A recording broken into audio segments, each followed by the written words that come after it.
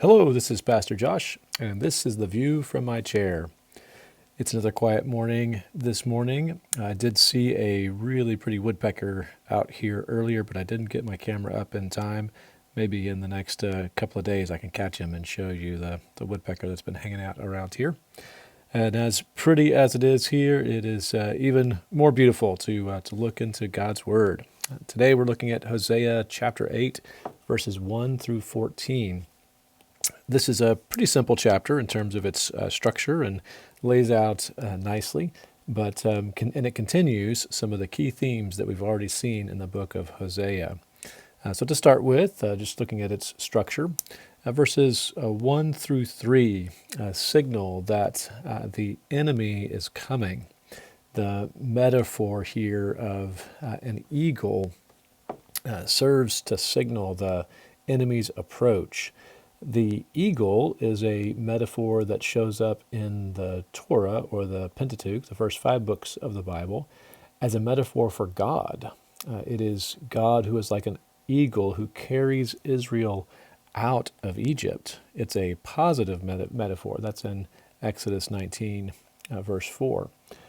In addition, God, like an eagle, hovers over his children in the wilderness. And so Deuteronomy 32, verses 10 through 12, use that metaphor positively.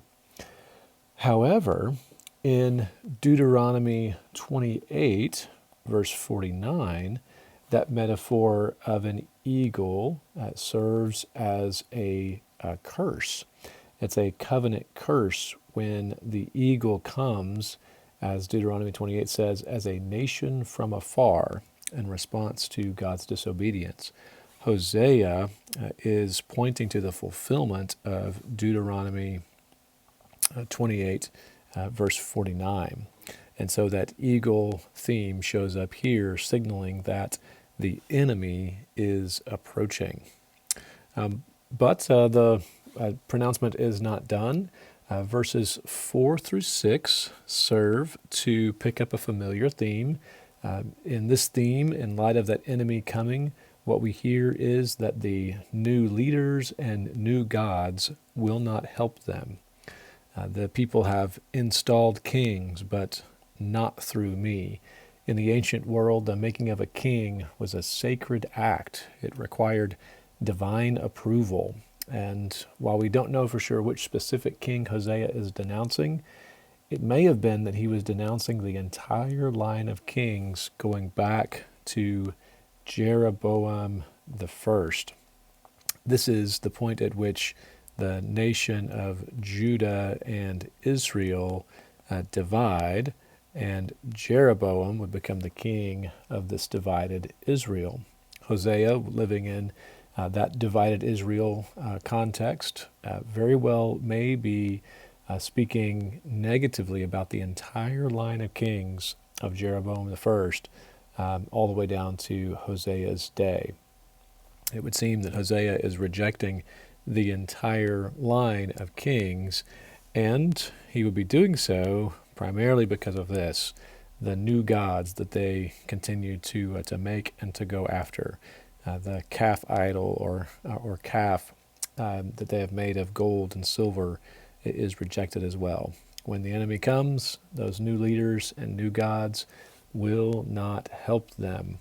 In fact, their calf idol has been rejected. An interesting term in Hebrew, it's the Hebrew word zanah.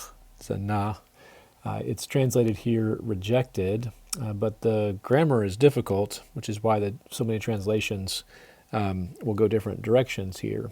The Net Bible says, "O Samaria, he has rejected your calf idol." The ESV and the NASB say, "I have spurned your calf, O Samaria." The King James Version says, "Your calf hath cast you off." That is, the calf, the cow, has thrown off the people. The Septuagint roughly translates it to say, "Rub off your calf, O Samaria." It interprets the verb as a imperative. But, interestingly enough, this word zanach, while it can mean To reject, it can also mean that which is rancid, stinky, or abominable. And it might be that indeed what is being said here is that the calf idol stinks, O Samaria. And so these new kings, these new gods, they are rejected.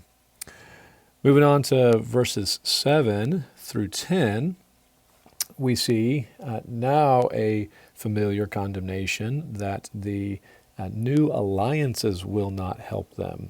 The enemy is coming, but their new alliances will not help. Foreigners will swallow up even their the grain and crops that they produce. They're among the nations like discarded pottery, like a tossed aside water bottle that's used up and no one wants. And why is all this the case?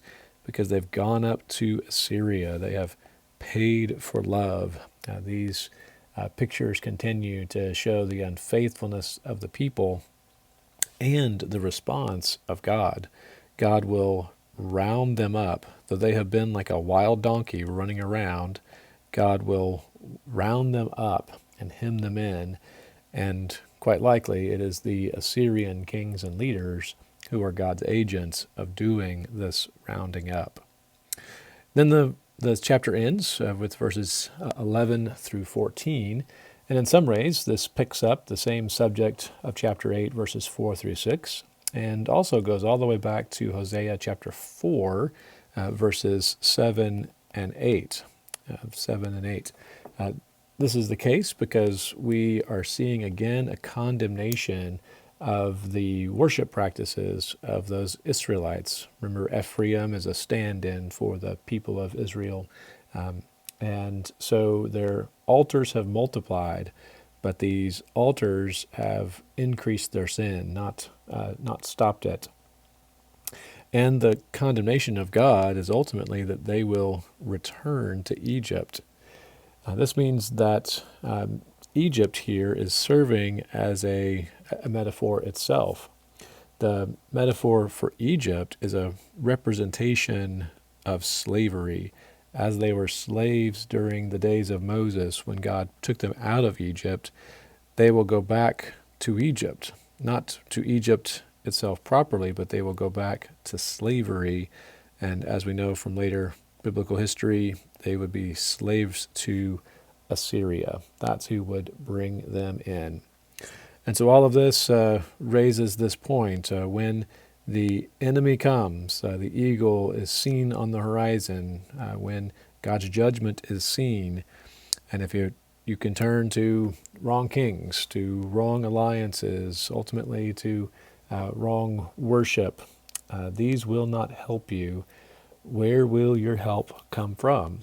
Well, the psalmist answers that, actually raises the question and then answers it. Psalm 121 verses 1 and 2 says, "Where will my help come from? My help comes from the Lord." So as we look at this particular passage, let's remember where our help comes from. It comes from the Lord.